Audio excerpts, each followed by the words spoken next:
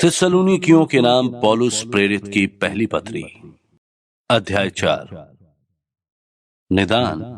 हे भाइयों, हम तुमसे विनती करते हैं और तुम्हें प्रभु यीशु में समझाते हैं कि जैसे तुमने हमसे योग्य चाल चलना और परमेश्वर को प्रसन्न करना सीखा है और जैसा तुम चलते भी हो वैसे ही और भी बढ़ते जाओ, क्योंकि तुम जानते हो कि हमने प्रभु की ओर से तुम्हें कौन कौन सी आज्ञा पहुंचाई। क्योंकि परमेश्वर की इच्छा ये है कि तुम पवित्र बनो, अर्थात व्यभिचार से बचे रहो और तुम में से हर एक पवित्रता और आदर के साथ अपने पात्र को प्राप्त करना जाने।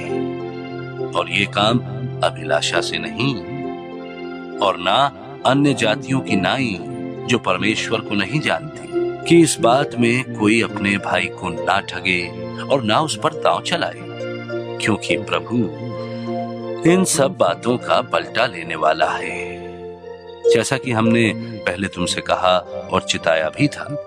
क्योंकि परमेश्वर ने हमें अशुद्ध होने के लिए नहीं परंतु पवित्र होने के लिए बुलाया है। इस कारण जो तुच्छ जानता है वो मनुष्य को नहीं परंतु परमेश्वर को तुच्छ जानता है, जो अपना पवित्र आत्मा तुम्हें देता है। किंतु भाईचारे की प्रीति के विषय में ये आवश्यक नहीं कि मैं तुम्हारे पास कुछ लिखूं, क्योंकि आपस में प्रेम रखना तुमने आप ही परमेश्वर से सीखा है और सारे मकीदुनिया के सब भाइयों के साथ ऐसा करते भी हो। हे भाइयों, हम तुम्हें समझाते हैं कि और भी बढ़ते जाओ।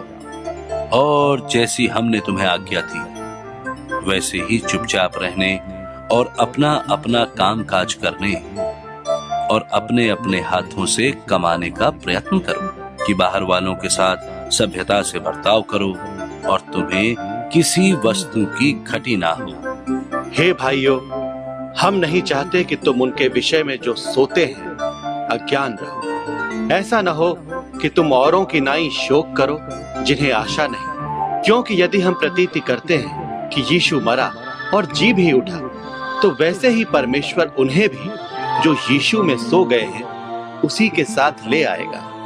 क्योंकि हम प्रभु के वचन के अनुसार तुमसे ये कहते हैं कि हम जो जीवित हैं और प्रभु के आने तक बचे रहेंगे तो सोए हुओं से कभी आगे न बढ़ेंगे। क्योंकि प्रभु आप ही स्वर्ग से उतरेगा।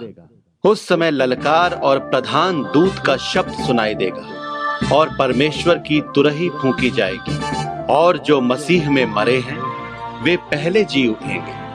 तब हम जो जीवित और बचे रहेंगे उनके साथ बादलों पर उठा लिए जाएंगे कि हवा में प्रभु से मिले, और इस रीति से हम सदा प्रभु के साथ रहेंगे। सो इन बातों से एक दूसरे को शांति दिया करो।